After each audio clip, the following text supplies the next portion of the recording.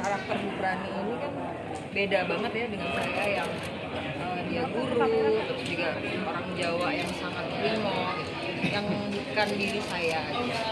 Jadi ketika saya menjawatahi karakter ini, saya berusaha berempati kepada karakter yang seperti itu. Imbasnya tuh jadi kadang-kadang sekarang mungkin empati saya mungkin bertumbuh gitu, lebih baik daripada sebelumnya. Terus yang pasti sekarang saya kemana-mana naik motor. Sebelumnya saya nggak bisa naik motor. Jadi sekarang di Jakarta kan suka macet, jadi kemana-mana. Yang pasti anak-anak saya belum nonton hari ini, mudah-mudahan menonton dan mudah-mudahan yang disampaikan bisa, mereka juga bisa dapat impact yang baik dari film ini. Yes, iya. Jadi saya punya pemahaman bahwa ternyata kita mendidik anak itu nggak lebih baik nggak direct, tapi kita harus kreatif untuk bisa merubah pola pikir gitu. Jadi kadang-kadang kalau mendidik anak-anak langsung A, B, C gitu. Gimana caranya? Yuk kita sama-sama melakukan ini, impactnya ke sini. Nah itu saya dapat juga dari Tuhan. Sebenarnya bukan karakter Titanya sih yang akhirnya berdampak ke diri aku, tapi the whole story Budi Pekerti gitu. Karena kan aku mengalami ya apa yang Bu Prani alamin gitu. Kadang-kadang ada aja gosip atau video yang dipotong-potong di sosial media yang ngebuat aku mungkin dibully. Nggak sampai dibully kayak Bu Prani banget sih, cuma di kolom komentar tuh ada yang berantem ya, ada pro kontra gitu. Jadinya aku belajar dari film ini bagaimana menghadapi hal-hal seperti itu, bagaimana kita bisa sabar dan menahan diri dan mengelola emosi dengan baik. Dan aku harap juga film ini juga bisa berdampak ke orang-orang yang mungkin suka komen atau suka bully, jadi mereka tahu kehidupan di balik orang yang viral atau orang yang dibully itu seperti apa sih gitu. Capeknya pas reading ya, kalau pas syuting sih udah biasa gitu, tapi pas reading 3 bulan tuh menahan air mata, terus cuma boleh di mata doang, itu tuh di aku nggak masuk akal karena aku ekspresif banget gitu. Aku nangis kan nangis, cengeng, ketawa ya ketawa, terus ini harus ditahan semuanya di dalam cuma lewat mata doang. Bahkan latihannya itu pas dialog aku nggak boleh bergerak semuanya kecuali mata dan mulut yang ngomong gitu. Jadi itu susah banget buat aku dan lumayan berat. Tapi pas syuting karena 3 bulan udah dibiasakan kayak gitu, akhirnya pas syuting udah biasa dan nggak terlalu ada beban kayak reading gitu. Nggak tahu ya, itu waktu itu request dari Karegas. Jadi aku tuh susah nahan air mata. Jadi pas di take 1 sama 2, air mata aku itu udah jatuh sebelum waktunya karena aku emang cengeng. Nah Tita tuh nggak boleh kayak gitu. Tita harus bisa kuat.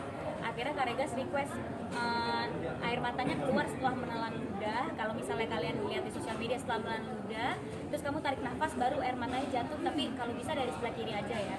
Jadi aku tuh waktu itu kayak nggak masuk akal requestnya kan.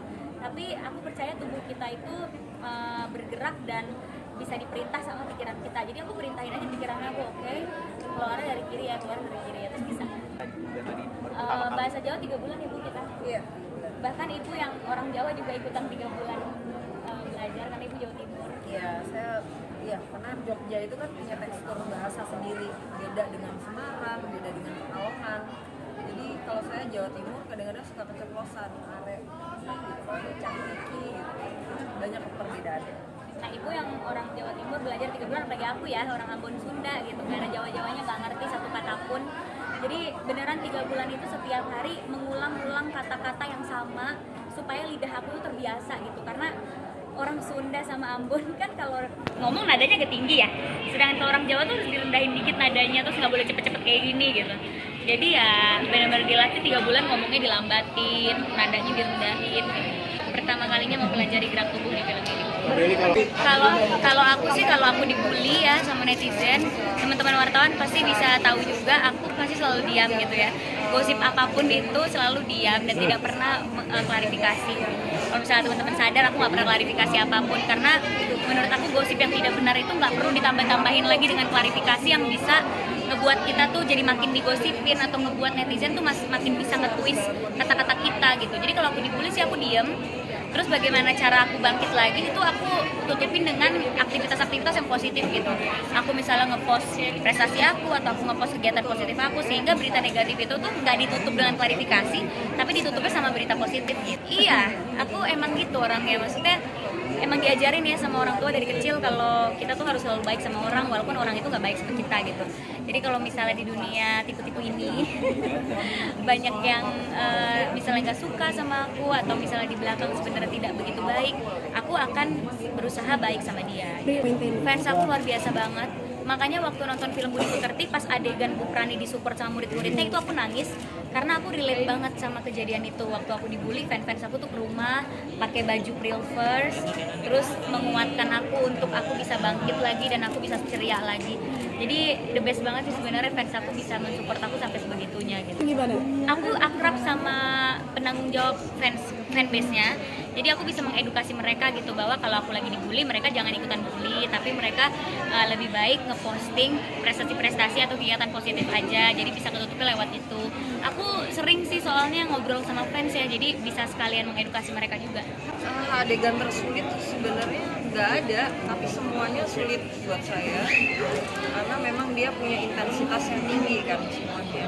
Yang tersulit buat saya adalah bagaimana saya bisa merajut itu sebagai satu kesatuan yang punya gradasi dari awal sampai akhir gitu. Jadi kalau syuting itu kan scene 50, besoknya scene 30 gitu.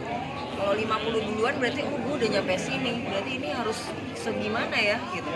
Nah itu memasak itu itu yang sulit karena syuting ya. Amit-amit saya belum pernah, alhamdulillah, karena saya juga nggak reaktif di media sosial, jadi saya bukan orang yang suka apa ya, mungkin juga ya kalau lihat IG saya juga setahun paling saya posting 6 kali doang gitu. Jadi emang kalau ada yang ngejek-ngejek diemin aja kalau saya sih.